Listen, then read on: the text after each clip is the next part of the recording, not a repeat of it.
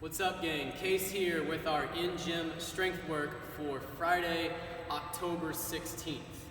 Last week we did 8-8-6-6 of back squats. This week we're going lower volume but hopefully higher weight with 6-6-4-4 on back squats. Then we have a core complex to superset. Let's talk about our back squat checklist.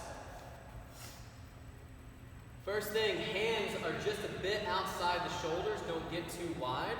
Imagine you're breaking that stick in half.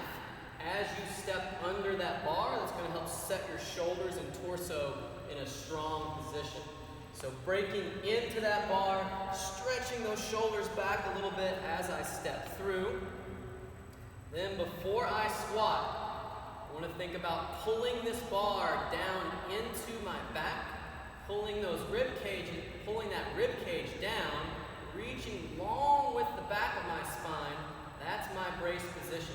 I can breathe in at the top, and then hold that bracing throughout, or I can breathe in on the way down, out on the way up, as long as I still feel like I'm still staying braced through my middle. If you feel like you're arching out, that's your cue to try to get back into that stacked position. Also, when we look on those squats, I see a lot of people still looking up or even forward. I actually want you looking down about 10 feet out in front, because that's going to help keep our neck in line with the rest of our spine. That'll also help you keep your middle engaged. Little easy test here. If you arch out your back and then try to squeeze your belly tight, you're not going to feel much tension. If you get those ribs down, neck stack, and then squeeze that belly tight, I bet you'll feel more bracing. So that's why we want that neutral position throughout those back squats. We're pretty deep in this, actually we're just wrapping up this max strength cycle. You might be feeling a little beat up, so be smart on your squats today. Also, we have a leg heavy hero workout on Saturday. So also, if you plan on coming Saturday or doing the workout Saturday, let that influence your intensity today as well. No misses on these back squats.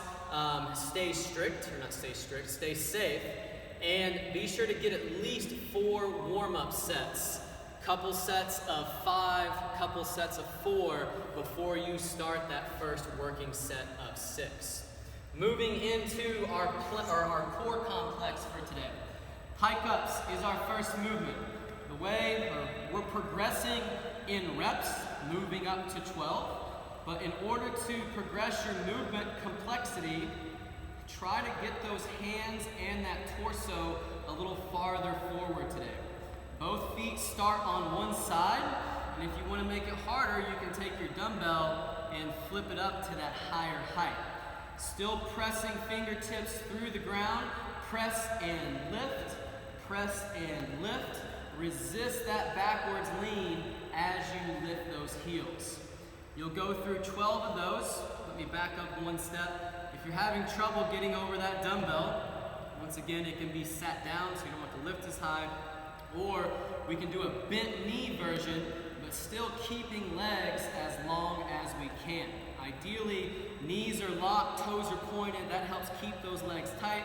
If you just can't get them off the ground without leaning back too far, go ahead and bend those knees a little bit, and that should help you complete those reps. Heels tap each time on those 12 reps. From there, you'll go right into 12 pullovers.